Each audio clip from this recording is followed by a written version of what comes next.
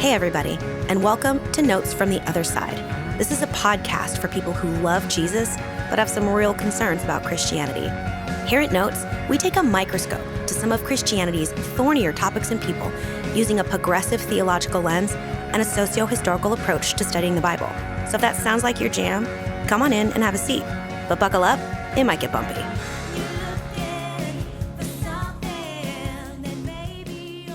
Hey, everybody. Welcome back to Notes from the Other Side. This is a podcast where we take a microscope to some of Christianity's thornier topics and people. And I'm your host, Tiziana, Mom So Hard Severse. We've got a really exciting episode coming up for you today. So let me just introduce everybody. As usual, we are in the studio with Rocket Man, Andy Bishop. Cal, do I still do that on Notes from the Other Side? You I know, got to decide. Listen, it's a brand new day, Andy. New year, new you. You know, new podcast, who dis? So I don't know. Yeah, for those of you that don't remember, Andy and I are also a part of the Bros of Bria podcast where our little nicknames came from. So yeah, we've just continued to use them. We are sans Rick again today. He's got a bunch of stuff going on, but I do have a very special guest. My good friend Heather is with us in the studio today. Heather, thanks for coming over. Well, thanks for asking me. I really appreciate it. Yeah. In the vein of taking a microscope to some of Christianity's thornier topics and people, we decided to put a pin in our study, our first deep dive of the year on the study of heaven and hell. There's been a lot of interesting developments. I have two fantastic professors that I respect and love that are experts in both the Hebrew Bible and the New Testament that we're going to sit down with us and have a conversation about some of the stuff that I've been learning regarding the natures of heaven and hell, but they've also had some issues. So we're going to take a pause. We're going to put a pin, people. And instead, we're going to do a little side study that we're going to call Taking the Political Pulse.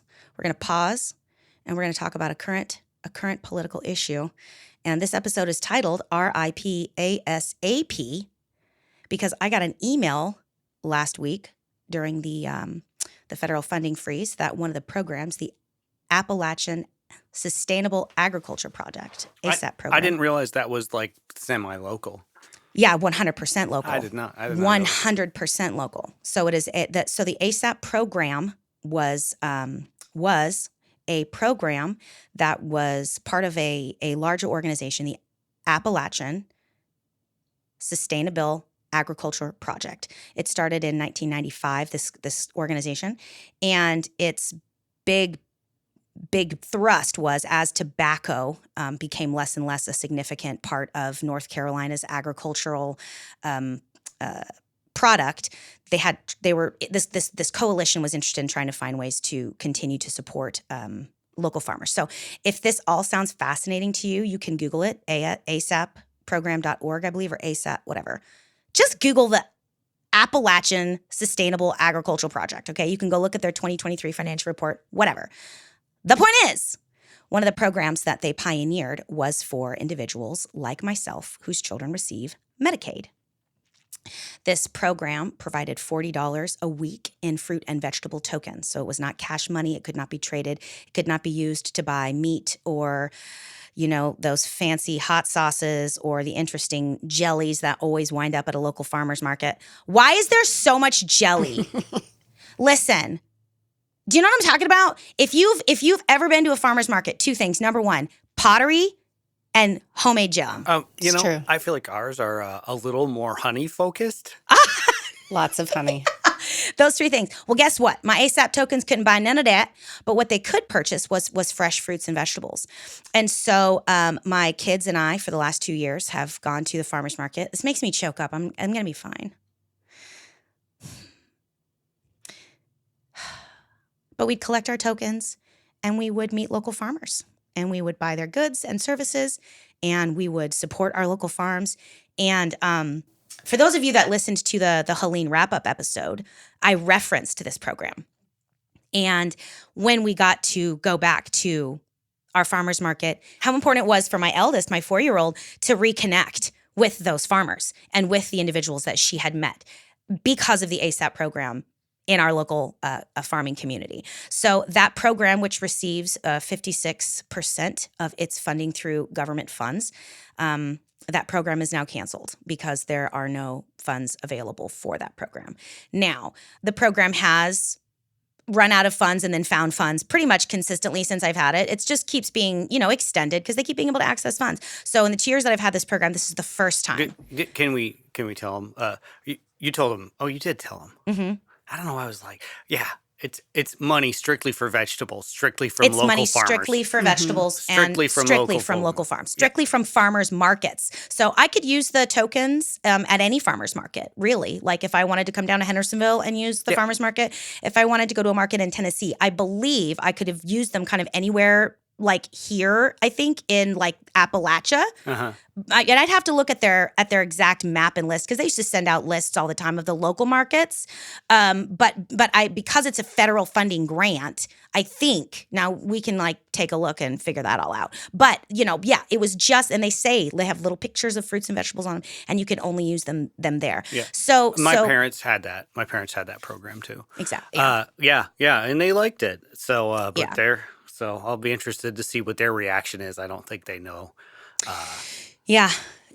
And so I think that what I wanted to do today is just take a beat and take a pause. And I want to talk a little bit about Medicaid and federal funding and what these programs look like, how they work, and what is hanging in the balance. So Heather, you and I met because you have a small daughter that is my child's age. Pretty much, pretty close. And we met because we used to have to walk in the same infant door to get them to their daycares. My daughter was diagnosed with developmental delay when she was 1 year old. And so through Medicaid and federal funding, we received a voucher to send our daughter to a quality early childhood education center where the teachers were trained in helping her get her shit together. Do you also go to that school, or you did? Yeah, I was in exactly the same position. My daughter was 5 weeks premature and had some pretty significant physical development delay. So she was on that same voucher. Yep. Are you comfortable talking a little bit more about her and about your family's situation? Yeah.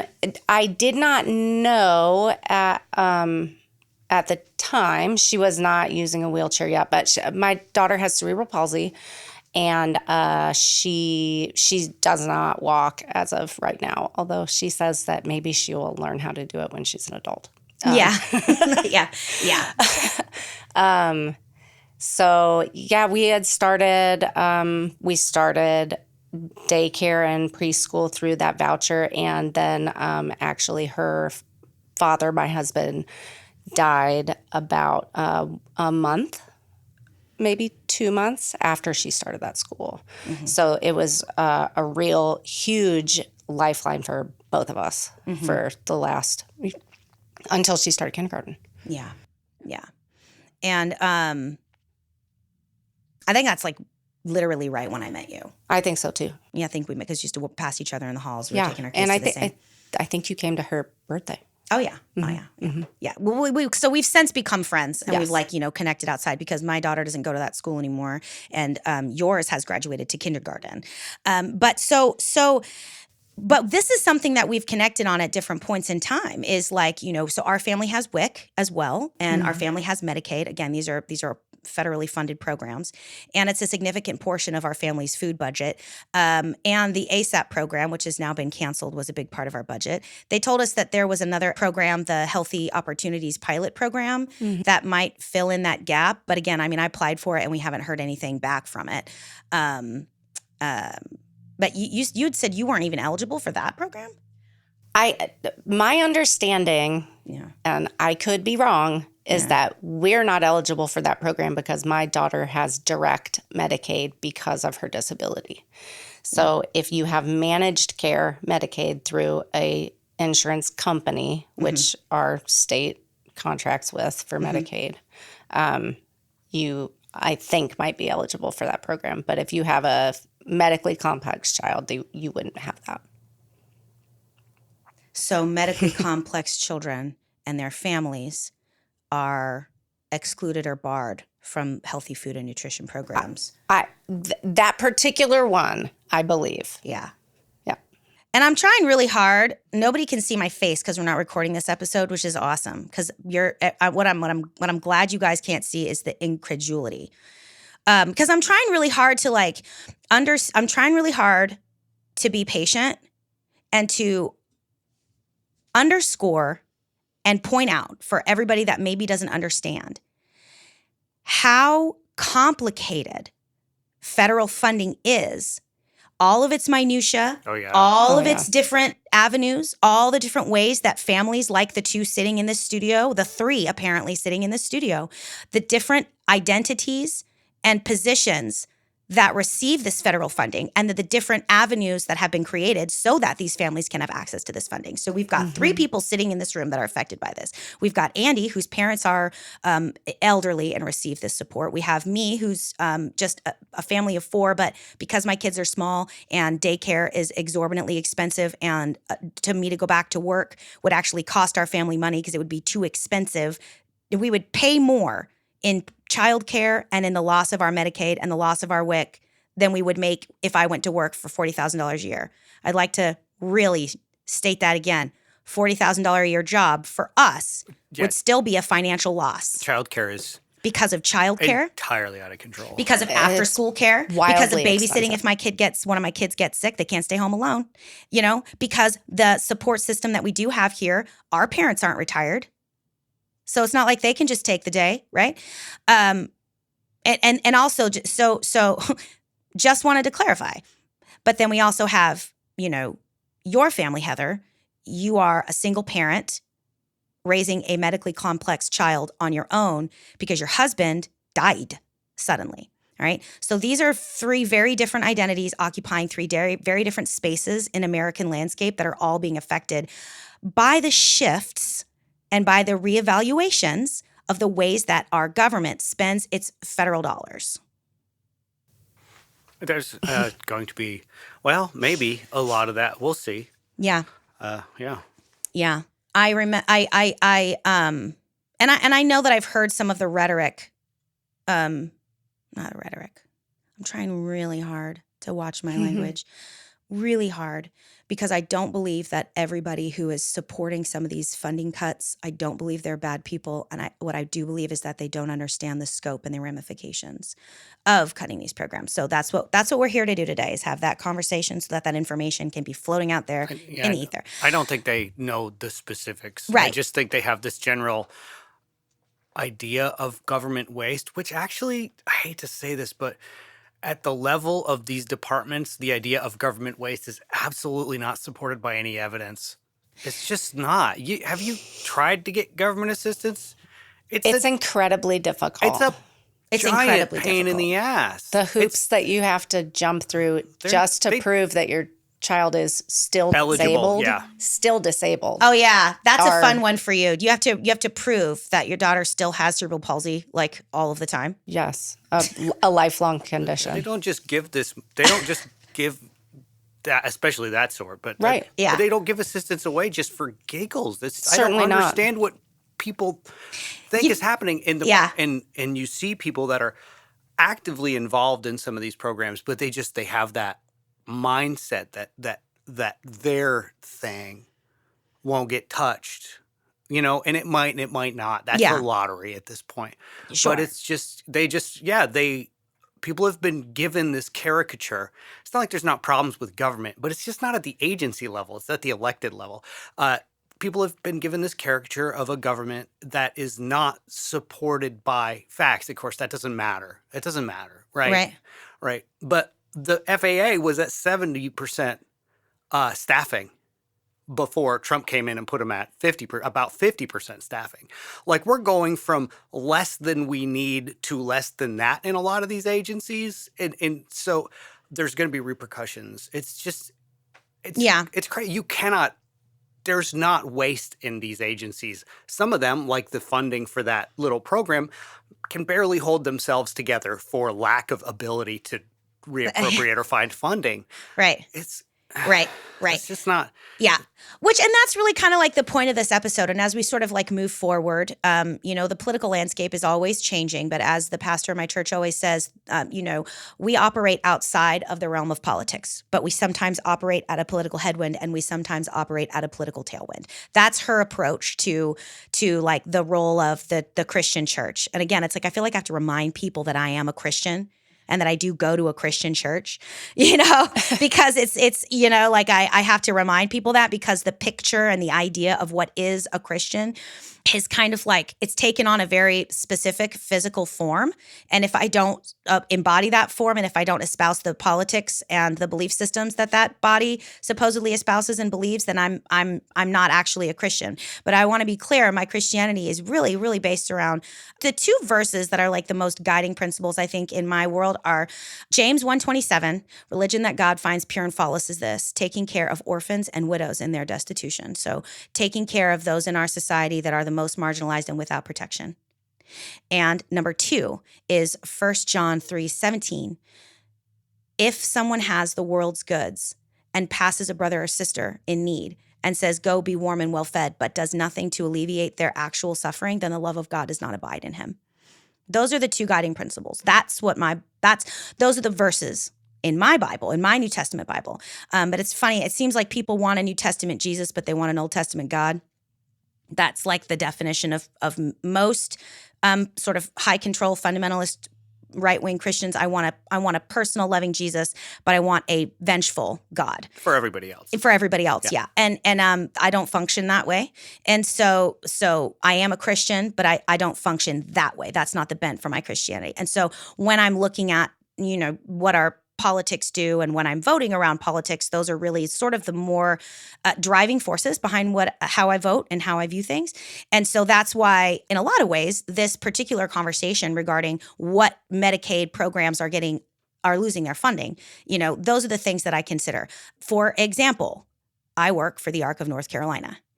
The R.I.P of North Carolina is a nonprofit agency that has small chapters in every state. It was started in the 1950s because there were parents that didn't want to see their children with intellectual disabilities consistently taken away from them and placed in homes. They wanted their kids to live with them. But there needed to be shifts and changes in society so that there was room made for these individuals. The school systems understood these individuals. So that is my job. And I work because Medicaid funds 4 hours a day for the young lady that I work with and that I support to receive my personal help as an individual that doesn't have an intellectual disability to help her achieve her stated life goals.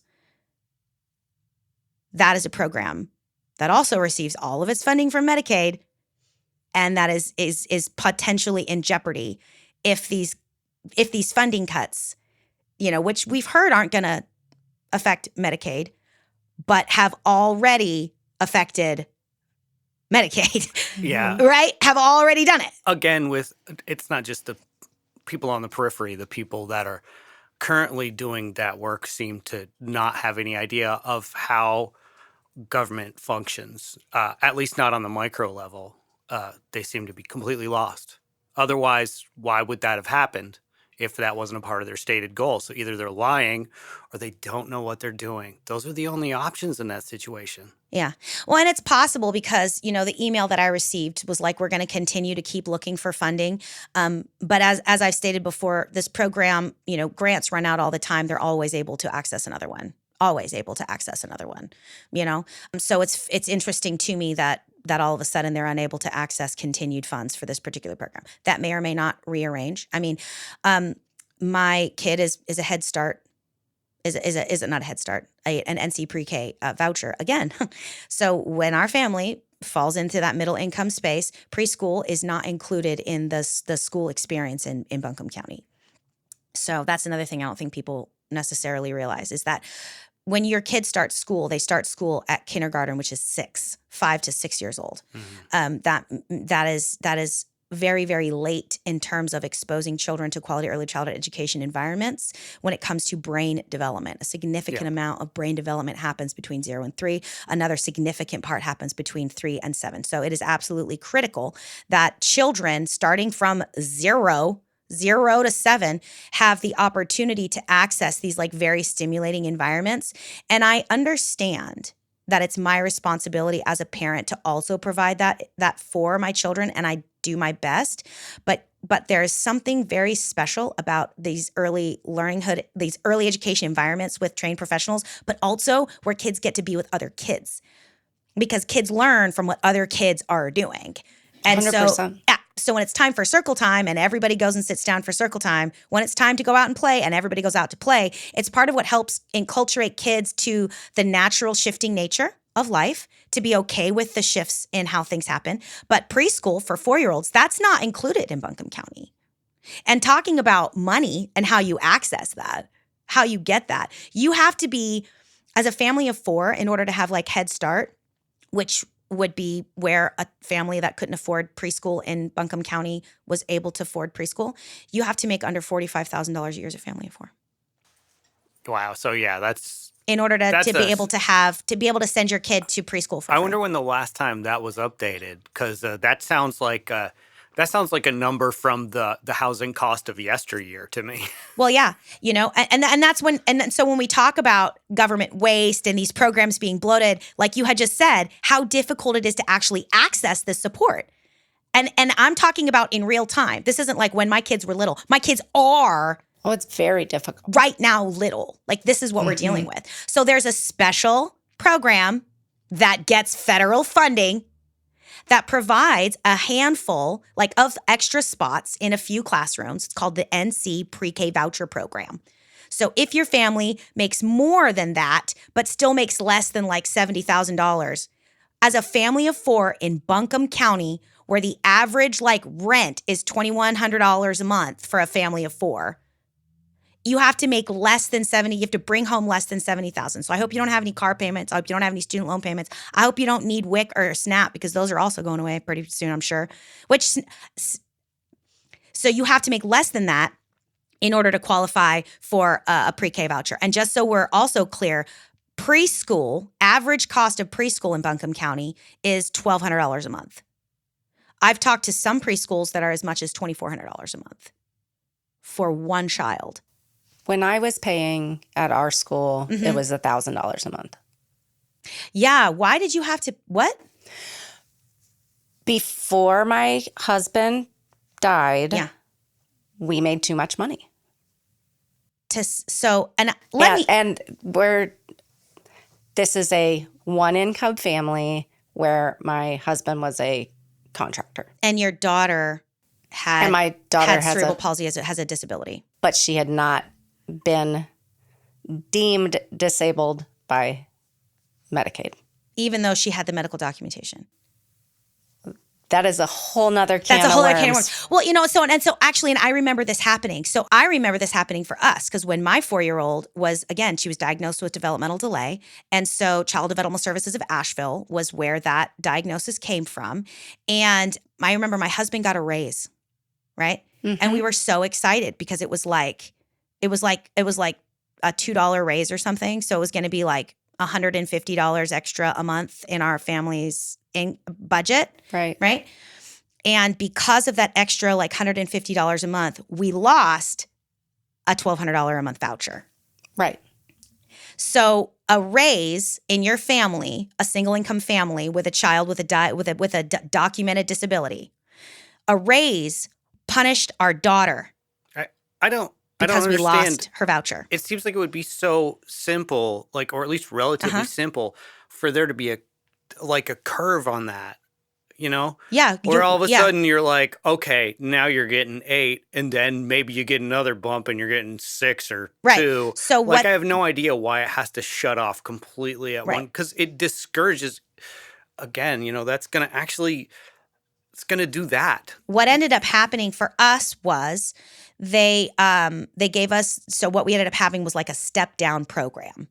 So we ended up having to pay $250 a month. So basically all of my husband's raise went to maintaining the quality early childhood education that she had, same thing. That was helping her overcome her gross motor and developmental delays. When I went back to work, I also was paying, I don't know, $250 a month, something. So all of the profit from that raise went to keeping that voucher, and then they let us have it for one more year, and then it was gone. So I remember at that point I had reached out because there were some House bills and some Senate bills that were on the floor in North Carolina that were being debated regarding extending child care grants for children.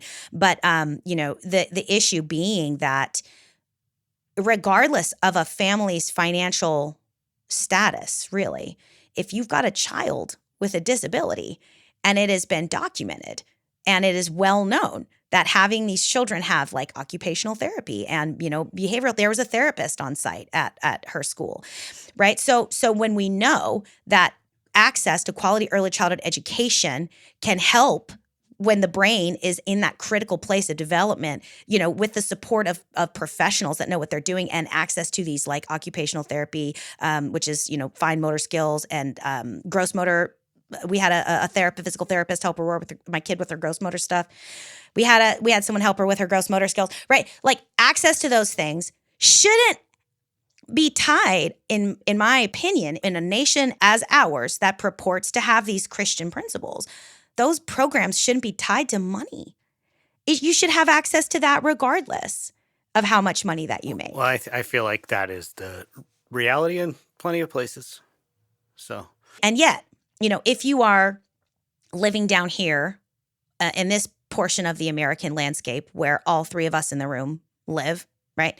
We are the individuals that are directly impacted by these legislations. And again, it was all of this stuff that happened to me and that happened to you, Heather, all of this stuff that happened to us with our kids in these schools, these happened the previous administration. All right. So let's just Absolutely. be clear.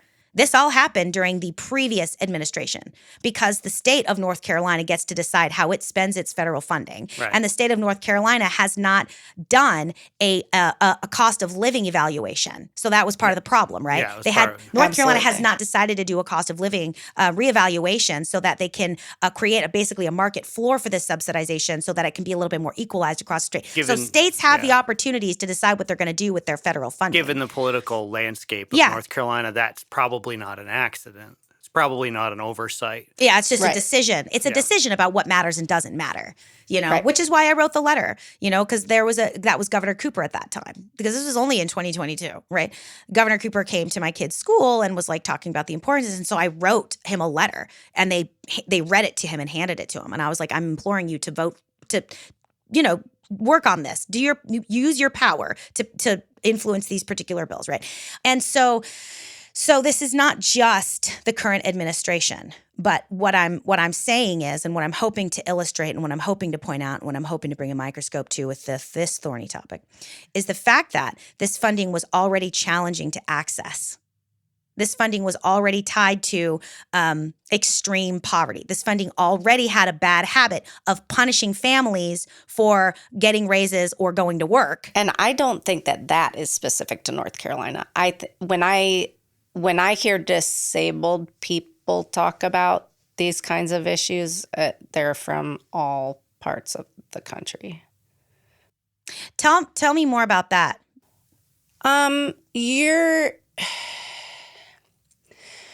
There's a cap on what you're able to make and receive disability services. There are all kinds of limits on what kind of savings you're allowed to have as a disabled person. I have a cousin who's been disabled her whole life that will never get married to her partner that she's been with for 1,000,000 years because she would lose her health care. I think that's a pretty common theme for people in disability activism, really, is that you're not supported in pursuing some parts of your life. Well, the quote unquote American dream. Yeah. I'm not disabled. And when I got married, I lost my health care because I get it through the marketplace. And because she had something available, I had to take that, which was okay for a while, but she worked at Mission local hospital. That's been getting worse and worse. So It wasn't Mission because she was in Brevard. Mission bought it. Her healthcare got worse, and then it got worse, and then it got worse. Eventually, she left Mission and went to another place. Yeah. It was fine, but at that point, the healthcare was like, adding me was like $500 a month. Couldn't do it. Just Yeah. I'm in my mid to late 40s. I mean, I have healthcare now again because we're divorced. Different story. But, mid to late 40s, no damn, fully employed, self-employed. Yeah. Yes. No healthcare. And paying your taxes and doing your paying job. taxes, Yeah. absolutely. Right. Yeah. And I mean, so it's like all you got to be is not rich to be affected by this. You don't even have to have 100%. you don't even have to have the disadvantages that come with a disability. No. You can just kind of not be rich. Yeah. And that's the bottom line, right? Like you just have to not be rich and you are going to be leveled with all of these, with all of these challenges. And it's like, and I've seen it. I've seen this as well with the individual that I support through the ARC. Mm-hmm. I've seen she has career goals. And that's been a big part of my work with her, is helping to support her in her career goals. She wants to be a massage therapist because she believes that people like her, who may or may not struggle with touch, who may or may not have some other issues, she believes that those individuals deserve massage because she believes it's an important part of people's healing process, period. Mm-hmm. Period. So this individual currently donates all of her time and energy to, there's a nonprofit here called Arms Around ASD, where she gives free lower leg massages and foot massages.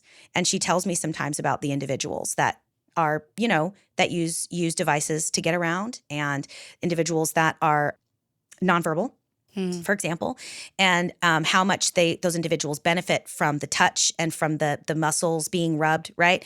So I've been supporting her in graduating from school. I'm supporting her in trying to pass the state exam. We're doing all this work to help her do a really good thing, and keeping in mind that when she gets her license and starts working, she has to charge, or she has to think about, if she begins to succeed at her job, she's going to lose her SNAP. She's going to lose her Medicaid. She's going to lose her SSI. She's going to lose all kinds of stuff. So there's no way for her as an individual to, progress and create some sort of American life for herself unless these policies are looked at and rearranged, and a blanket no money for you isn't how you do that. Certainly not. Yeah. Yeah, it's a huge amount of uncertainty, I think, for people. What have you noticed? I mean, because I've heard a lot. We don't get SNAP, so we don't have food stamps in our family. We have WIC, and we lost our ASAP. We were on SNAP. Apparently, I make too much money to receive SNAP. Yeah, currently you have to make pretty small amount of money to get SNAP. Right. So, but I'm looking at you because I know that you work part-time. So currently we receive Social Security survivor benefits for my daughter from my husband. We get, I was taken on as paid caregiver, same kind of situation as you have with the person you work with. I'm paid through a Medicaid waiver that is to avoid institutionalization for disabled people. You can choose caregivers for your child, adult, whatever. I'm just approved to be the paid caregiver for my own child currently. I am doing that at 20 hours a week, and I make too much money to get SNAP, which is okay. But it's also, I have to keep my income under not a certain level. It's public knowledge. It's $21,000 a year, I think. Once you go over that as a widowed person, you start losing Social Security benefits. $21,000 a year. Yes. For your housing costs, for your food costs, for anything your kid needs for now, school. Now, that's in addition to what they're giving, which but it's to stop and think how much money it costs to survive for 1 year. Right. Like if you think about how much money it costs Right. It's an insanely to small live amount your of money. life for 1 year, paying for gas that's suddenly and miraculously not back to $1.99 a gallon. Who knew? Yeah. Your food prices. If you have any student loans, if you have any car payments, if you need car work done, if you have any dental work, everything that it costs to live in your human life in a home where you are the sole provider for your child, Yes. $21,000 a year, you make $21.50, there go your food stamps. Oh. Not even food stamps. You lose food stamps if you have like $2,000 in the bank. I believe, I forget exactly that I might be exaggerating, but there is like So if you there's have a any cap savings, on what kind of savings you're allowed to have. If and you it's have not, SNAP. it's not very big. I don't know what the number is. It's very but, small. Yeah, but it's not it's very, like very small. Yeah. Got to cut that government pork, It's just spending so much money on supporting the individuals in our communities and in our country that need the most support. It's and we're saving by doing that, honestly, like pennies. It's just not that much money. Yeah. Well, and I'm going to be optimistic in this moment and say that, because like I said, these policies that we're discussing were in place and have been in place for several administrations. Several A lot of them date back to changings of the guard. the end of the Great Great Depression. Exactly. Yeah. So several changings of the guard on both state and federal levels have not addressed these issues, have not addressed the ways that, individuals with disabilities are being barred from certain aspects of the American dream, are being forced to remain in economic disparity, and economic desperation, are being forced to live paycheck to paycheck, are and not just allowed. Poor people. Right. Poor people. Yeah. So every administration has participated in creating this, So I just want to make sure that I'm clear, that I'm making that clear. But I'm also going to be vocal in this current administration because I think some of the pieces of the puzzle that I'm struggling with are the ways that these policies are being touted as Christian policies. Like this is how Jesus would do things. This is how Jesus would run our country. And I don't know that lines up with my reading of especially the words of Jesus and especially some of the Bible verses I've already quoted. There are many, many more, but yeah. Thorny topics and people. Swoosh. I think I'm the thorny people in this particular episode. Oh, I could play that role. Yeah, and I was like coming down here today too, like doing all of this, like, okay, I'm gonna be chill. Yeah, I'm gonna be chill. I'm gonna be chill. And I think I did a good job. I think you did great. Yes. Absolutely. So everybody keep your eyes peeled, be more aware of what's going on in your local government, be more aware of what's going on in your federal government. If you're interested in what are some next steps for you, why don't you take a look? Why don't you just do some basic searching in your own county and find out what some of the income caps are for families regarding childcare vouchers, regarding Work First programs, which is what we call it here. It's called a Work First voucher, subsidies for families with disabilities. Just be aware of what that information looks like in your county. You can find this information out probably by going to like your local DSHS, websites.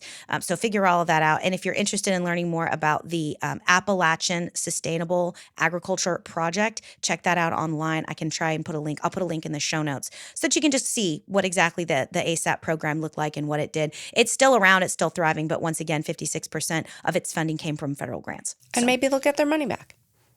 And maybe they'll get their money back. A lot of this stuff isn't written. I mean, there's going to be so many lawsuits over this. You know what I mean? This stuff, sure. A lot of these, not this necessarily, but a lot of these things are going to be tied up in court for years, probably. Yeah. But I also just want to caution people because this is the piece that I'm doing my best to like be again like a little more diplomatic, I suppose, about. But like, just be careful when you hear a politician, or you hear a person running for office, or you hear an administration or a group of people, using God and using Christianity and using Jesus as as a excuse for their policies.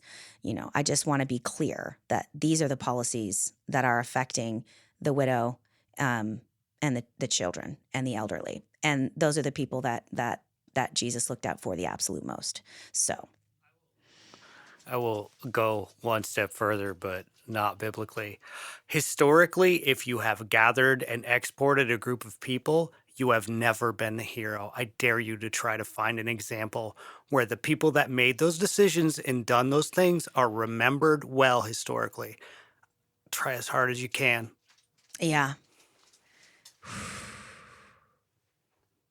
Go ahead. that's a good one. Get in there. That's Do that research. That's the soundbite for the episode too. Well, we didn't even get into that, but yeah, I'm not even talking about that specific policy. I'm just just in saying general. in general, it's not Yeah. a good look. It's not a good look. Yeah. All right, everybody.